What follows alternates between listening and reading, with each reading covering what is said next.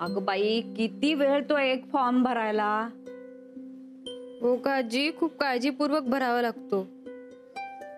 तू मध्ये मध्ये नको ना बोलू, काही चुकलं तर. बर बर, पण मधनं मधनं चहा पण पी. हा.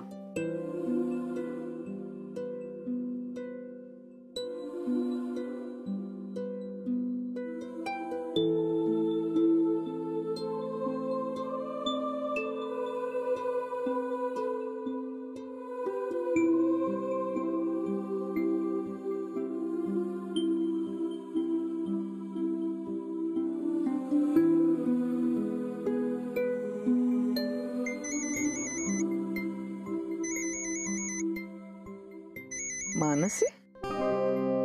What a surprise.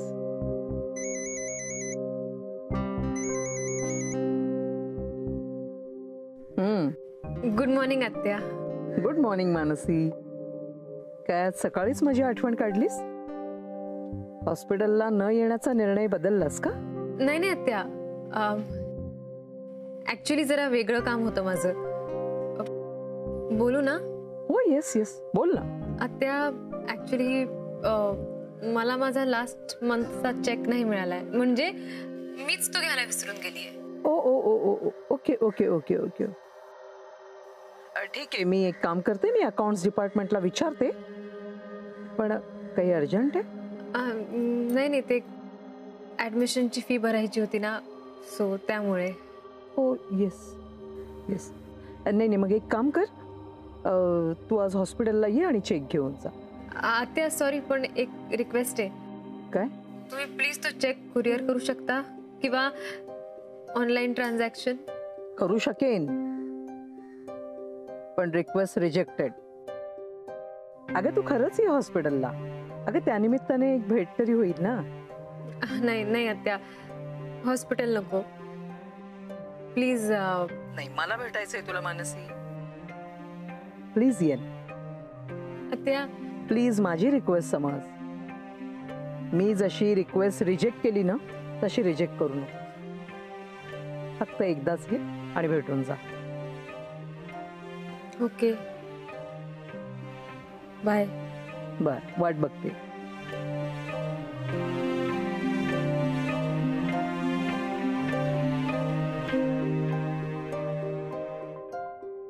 मनू, उपमा आणून देऊ का ग बाहेर तुला?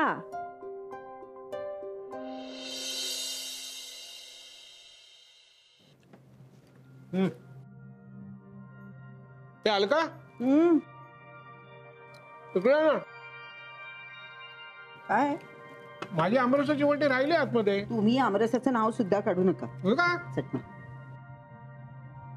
अरे काय रे, लक्ष कुठे तुझं? खा ना पटापट. तुझ्या बाबांनी बघ कशा पटापट 4-5 इडल्या संपवल्या. तू त्याला काय खायचं ते सांगा. माझ्या इडल्या काढू नको 4 खाल्ल्या वगैरे लगेच. अहो, म्हणजे मला म्हणायचं होतं की त्याचं खाण्याकडे लक्ष नाहीये ना, म्हणून म्हणतेय. अरे अरे अरे अरे अरे, इडली आमरसात काय बुडवतोयस? चटणी इकडे कडेला आहे ना. काय झालं? नाही, कदाचित आमरस आणि सांबार त्याला एकच वाटलं असेल. अहो, थट्टापुरी आहे तुमची. त्याचं एकतर लक्ष नाहीये खाण्याकडे, त्याला समजवा ना जरा. हो, खा रे खा. विक्रांत. आई, आई मला भूक नाहीये, नकोय मला. अरे अरे, तुला आवडतंय? अहो बघा ना. त्याच्याच काउन्सिलिंगचं 3रं सेशन आहे ना वकिलाकडे. नसेल त्याचं लक्ष लागत. नको त्याला आजार करू. जाऊ दे.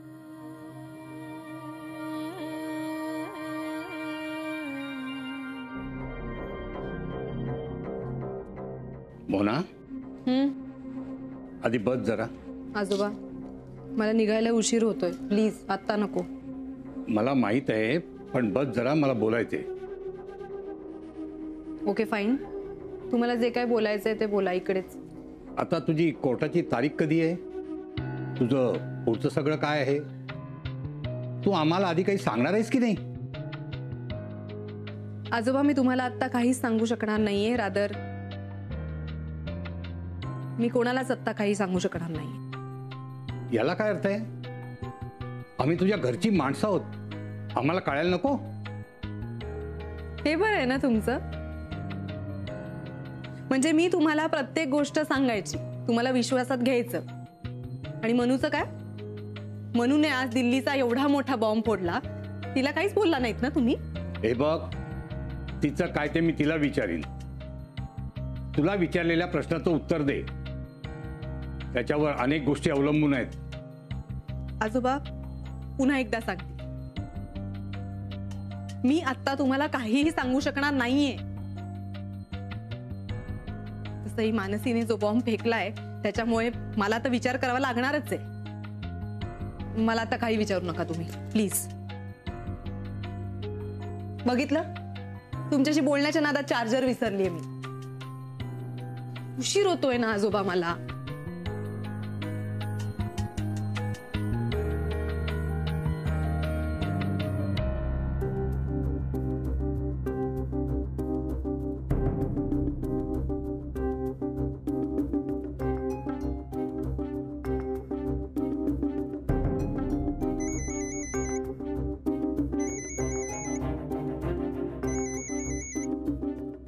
बोल आत्या. हॅलो विक्रांत, निघालायस का? हो का, काही अर्जंट आहे का? हो, खूप अर्जंट आहे. तू आत्ताच्या आत्ता इथे ये. का, काय झालं? तू निघ आधी, मानसी येते इथे. हो ओके.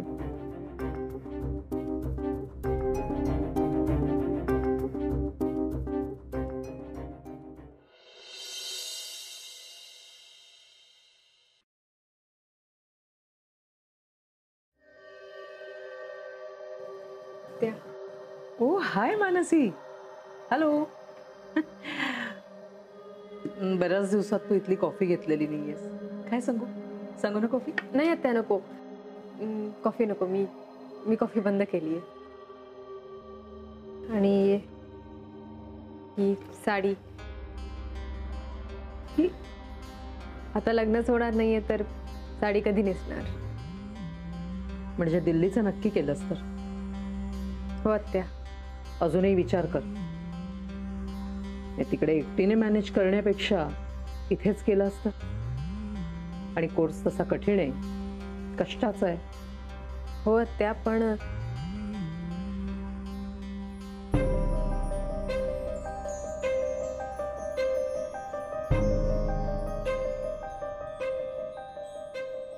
तूच सांगितला दिल्लीला जायचं फायनल केलंय हिने. मी म्हटलं तिला की इथे केलंस तर तुलाही सोपं पडेल. आणि कसं एंट्रन्सला तुला मार्क्सही चांगले पडलेले आहेत, त्यामुळे तुझ्या मेरिटवर तुला इथे ऍडमिशन मिळू शकेल. वाटल्यास आपणही थोडासा प्रयत्न करू. नाही आत्या, आता ठरलंय माझं. मला नाही राहायचं इथे. मुंबईत राहून शिकायची माझी इच्छा नाही. बघ रे विक्रांत, तूच सांगत हिला काहीतरी. इथे राहून शिकण्याचे खूप फायदे आहेत मानसी.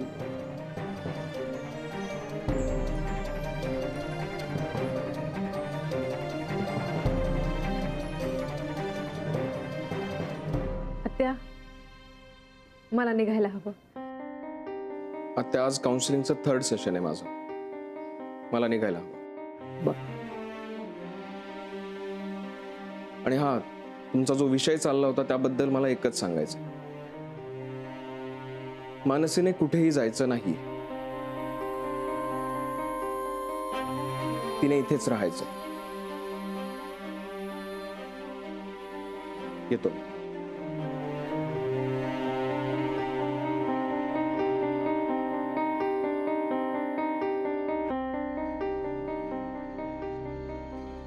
आजी.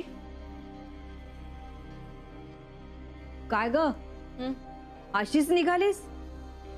अशीच म्हणजे अजून काय घ्यायचं राहिलंय? अगं म्हणजे देवाच्या पाया पड. आजी काय आहे हे?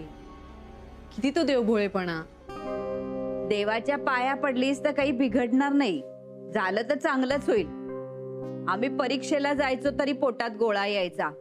तू तर कोर्टात निघालीस. कसं आहे ना आजी, मनात हिंमत गोळा केली ना की मग युद्धावर जरी जायचं झालं तरी पोटात गोळा येत नाही. आणि मी तर काय कोर्टात चालले. आणि तसंही देवाचा आशीर्वाद आहे की माझ्याकडे. ईशा, एनिवे तू डब्बा देणार आहेस का मला? लवकर दे, मला लगेच निघायचंय. ओ ग बाळा. तिसरं स्टेशन आहे म्हणून तुम्हाला जरा जास्त टेन्शन आलंय का? नाही, असं काही नाहीये. नाही, टेन्शन दिसतंय चेहऱ्यावर. काय ना, आम्ही आशिलाचा चेहरा वाचू शकतो. आज मी जरा थकलोय म्हणून, बाकी काही नाही. ठीक आहे, तुम्ही चहा घ्या म्हणजे तुम्हाला फ्रेश वाटेल. हां, एक मिनिट. 2 चहा पाठव. हां,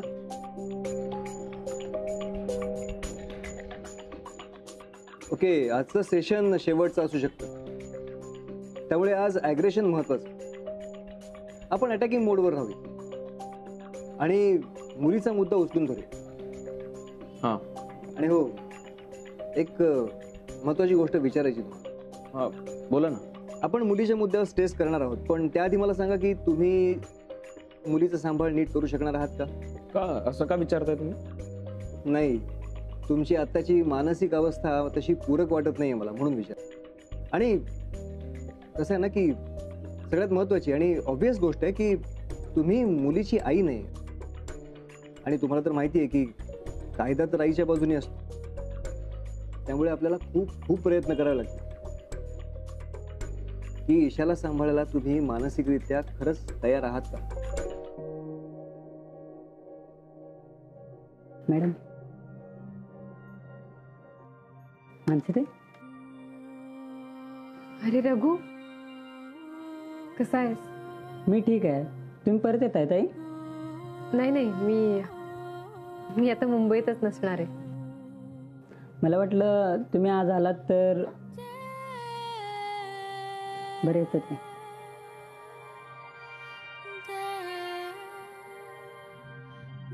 मानसी, हा तुझ्या पगाराचा आणि हा दुसरा तुला माझ्याकडून भेट. कारण बऱ्याच खर्चांना तोंड द्यायचंय तुला आता. नवीन पुस्तकं, इतर सगळं सामान वगैरे. त्यासाठी माझ्याकडून केलेली छोटीशी मदत, प्रेमाने केलेली. आत्या नको प्लीज, मी फक्त माझा पगार घेईन. माझी इच्छा म्हणून तरी घे ना. आत्या हो, मला तुमच्यामुळे एक नवी दृष्टी मिळाली या प्रोफेशन बद्दल. खूप शिकायला मिळालं इथे. अजून काय हवं? खूप मोलाचा अनुभव घेऊन जाणार आहे मी. त्याचा मोल पैशात नाही होऊ शकणार. मला आणखी काही नको. तुझ्या भावनांचा मी आदर करते. आता विक्रांत तुला जे सांगून गेलंय तरीही तू. त्याने म्हटलंय म्हणूनच मी थांबणार नाहीये. येते आत्या. Thank you. All the best. All the best.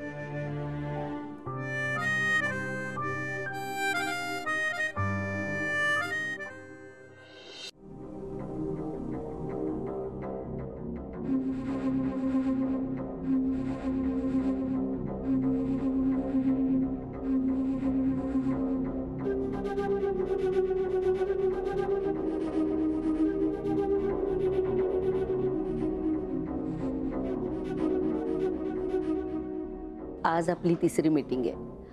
मला वाटतं आज डॉक्टर विक्रांतना आधी बोलू द्यावं. बरं. Thank you ma'am. मी डिवोर्ससाठी अर्ज दिला होता, म्हणजे आम्ही दोघांनी म्युच्युअल कन्सेंटने डिवोर्ससाठी अप्लाय केलं होतं. सो माझं इतकंच म्हणणं आहे की मला डिवोर्स तर हवाच आहे, पण त्याचबरोबर मला ईशाचा म्हणजे बाळाचा ताबाही हवा आहे. आणि मी बाळाला सांभाळण्यासाठी पूर्णपणे समर्थ सुद्धा आहे. सो मी कोर्टाला रिक्वेस्ट करतो की ईशाचा ताबा माझ्याकडे द्यावा. आज 3रं काउन्सिलिंग सेशन आहे आपलं. पण तरी यांना हे माहिती नाहीये की डिवोर्स झाल्यानंतर मुलाची आणि सगळ्यात महत्वाचं म्हणजे मुलीची कस्टडी ही आईलाच मिळते. सो मग ही रिक्वेस्ट कशाला? मोनिका मॅडम, आपण त्यांच्याशी बोलूया. हा, तुम्ही जरा शांतच राहा. डॉक्टर विक्रांत, पैशाने तुम्ही समर्थ असाल मुलीला सांभाळण्याकरता, पण मुलीची कस्टडी आईलाच मिळते नाही म्हणजे तसा कायदाच आहे आपला. तरीही तुमचा हा आग्रह का? हो, मला माहिती आहे असा कायदा आहे, पण ही मागणी करण्याचं कारण मोनिका ईशाला व्यवस्थित सांभाळू शकत नाही याची मला खात्री आहे. म्हणजे नात्याने जरी ती तिची आई असली तरी सुद्धा आईकडे असणारी माया, ओढ हे तिच्यामध्ये अजिबातच नाही. आणि हे तिचे आजी आजोबा सुद्धा मान्य करतील. कारण आता ते दोघे आणि हिची बहीण असं 3 जण मिळून ईशाला सांभाळतायत, ही नाही. त्याच्यासाठी कारण आहे मॅम. मी कामासाठी घराच्या बाहेर असते. अख्ख्या घराची जबाबदारी फक्त माझ्यावर आहे. त्याच्यामुळे माझी इच्छा असली तरी मी ईशाला वेळ नाही देऊ शकत आहे, मान्य आहे मला. पण घरी आल्यानंतर मी तिला वेळ देतेच ना. खोटं बोलू नकोस मोनिका. मॅम, ही ईशाला अनाथाश्रमात दाखल करायला घेऊन गेली होती. तिथे ऐन वेळेला मी पोहोचलो आणि ते थांबवलं. याची साक्ष अनाथाश्रमातल्या बाईही देऊ शकतील. आणि जी आई बाप जिवंत असताना सुद्धा आपल्या मुलीला अनाथाश्रमात टाकू शकते, ती काय तिचा प्रेमाने सांभाळ करणार आहे तुम्हीच सांगा. हो, ईशाचा जन्म झाला तेव्हापासून हिने ईशाला हातही लावलेला मला आठवत नाही. उलट ईशाला जेव्हा हिच्या शेजारी ठेवलं तेव्हा तिच्या रडण्यानं मला त्रास होतोय, तिचा आवाजाचा मला त्रास होतोय असं म्हणून तिला बाहेर काढ असं सांगितलं तिला. आणि अशा हजारो गोष्टी आहेत ज्यावरनं हे कळतं की हिचं ईशावर प्रेम नाहीये.